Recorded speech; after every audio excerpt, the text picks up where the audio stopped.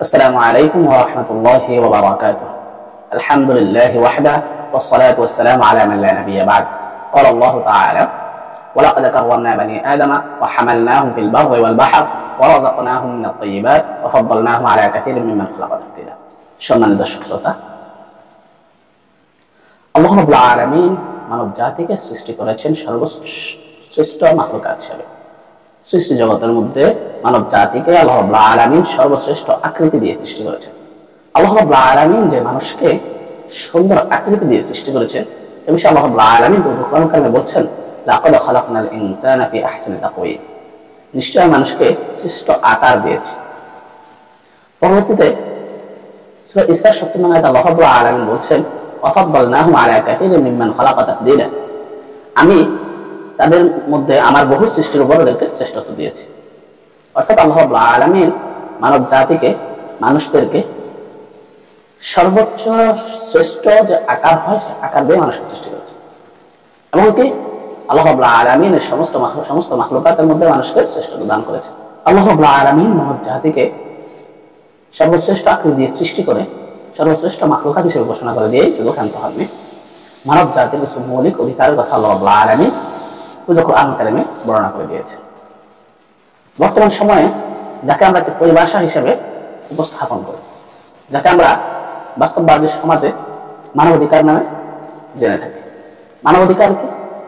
মানবাধিকার হলো মানুষের সেই স্বাভাবিক জন্মগত মৌলিক অধিকার যা জাতি, ধর্ম, বর্ণ, লিঙ্গ নির্বিশেষে সকল মানুষ সমানভাবে স্বাধীনভাবে ভোগ করতে পারে।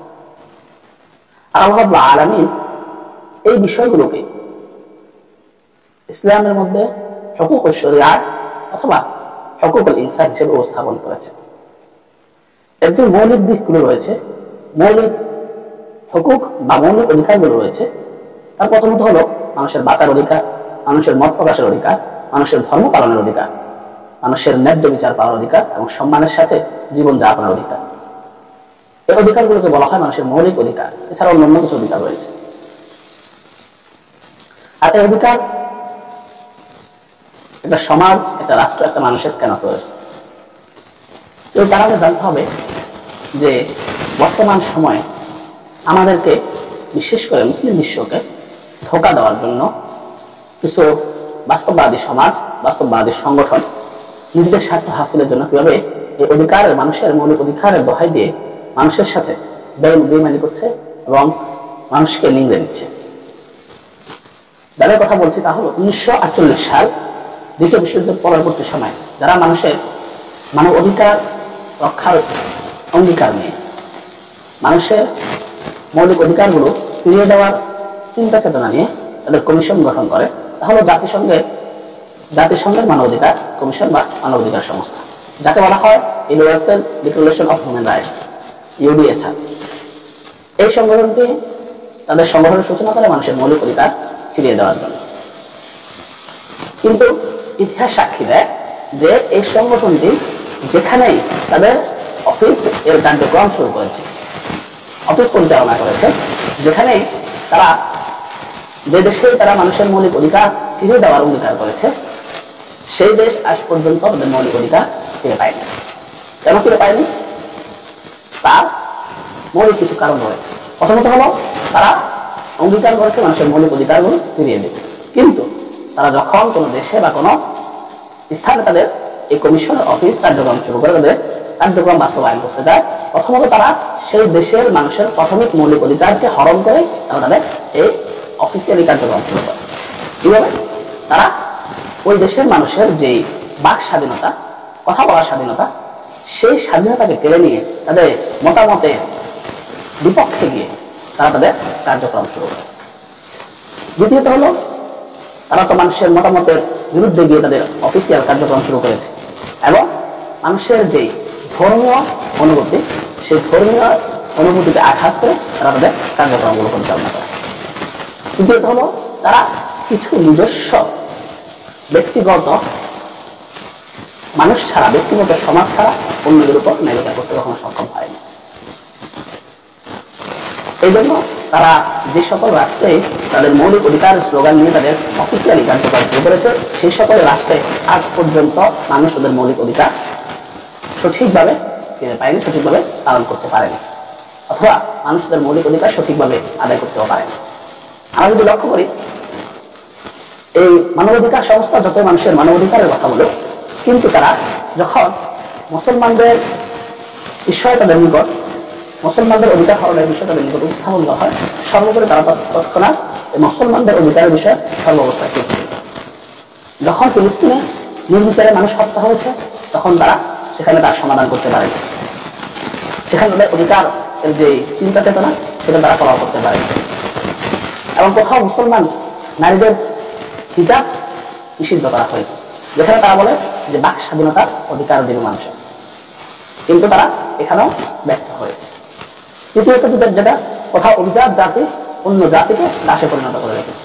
আমরা এখনো এই আধুনিকতার সময় এসে দেখি যে সাদা চামড়ার মানুষ, কালা চামড়ার মানুষ, সেখানে তারা ভেদাভেদ করে চলছে। সেখানে মানুষ এখন পর্যন্ত তাদের অধিকার, সাদা চামড়ার মানুষের নিকট কালো চামড়ার মানুষের অধিকার সম্পূর্ণভাবে ফিরে পায়নি, এবং উচ্চ শ্রেণী নিম্ন শ্রেণীকে তারা ভেদাভেদ করে রেখেছে। এবং সুশাসনের আইনের যে সমতা, কোথাও সে সুশাসনের আইনের সমতা মানুষ পায় না। কোথাও সত্য বললে তার গলা কুটি চেপে ধরে রাখা হয়েছে, কিন্তু এই অধিকার, এই সংস্থা তার কোনো সমাধান করতে পারেনি। যখনই ব্যক্তি স্বার্থ এসেছে, তাদের নিজস্ব স্বার্থ এসেছে, তখন তারা এই অধিকারের কথা বলে। কিন্তু পরবর্তী সময় যারা নির্যাতিত হয়, জুলুম হয়, নিষ্পেষিত হয়, তখন তারা জালেমদের, যদি তারা জালেম তাদের বন্ধু হয়, তাহলে তারা মাজলুমদের পক্ষে যে মানবাধিকার স্লোগান সেটা তারা ভুলে দেয়। আজ বাংলাদেশেও এমন কিছু সংস্থায় বাংলাদেশে তাদের অফিসিয়ালি কার্যক্রম শুরু করতে চাচ্ছে, কিন্তু বাংলাদেশের 18 কোটি মানুষের মধ্যে প্রায় 90% মুসলমানের দেশে প্রায় 95% মানুষই এই সংস্থার অফিসিয়ালি কার্যক্রম বাংলাদেশে তারা চাচ্ছে না। কারণ ইতিহাস সাক্ষ্য দেয় যে তাদের যেখানে তাদের কার্যক্রম শুরু হয়েছে, সেখানেই মানুষের দ্বন্দ্ব শুরু হয়েছে, সমাজে দ্বন্দ্ব শুরু হয়েছে, যুদ্ধ বিগ্রহ শুরু হয়েছে, গৃহযুদ্ধ সংঘটিত হয়েছে। খুব অল্প সময় সেখানে দুর্ভিক্ষ দেখা দিয়েছে এবং ক্ষতির সম্মুখীন হতে হয়েছে। দ্বিতীয়ত হলো, সেখানে তারা ধর্মীয় মতামতকে প্রাধান্য না দিয়ে তাদের নিজস্ব মতামতকে, নিজস্ব অধিকারের যে রুলস রেগুলেশন রয়েছে সেগুলো মানুষের উপর চাপিয়ে দেওয়ার চেষ্টা করে। বাংলাদেশ হলো 90% মুসলমানের দেশ।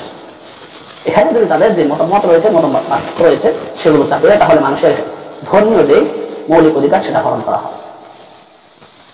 এছাড়াও তারা বাংলাদেশের যে কমিশন, বাংলাদেশে যে অফিস পরিচালনা করতে চাচ্ছে, অফিস পরিচালনা করার জন্য যাকে নির্বাচন করা হয়েছে, ইসলাম তাকে সম্পূর্ণভাবে বয়কট করে।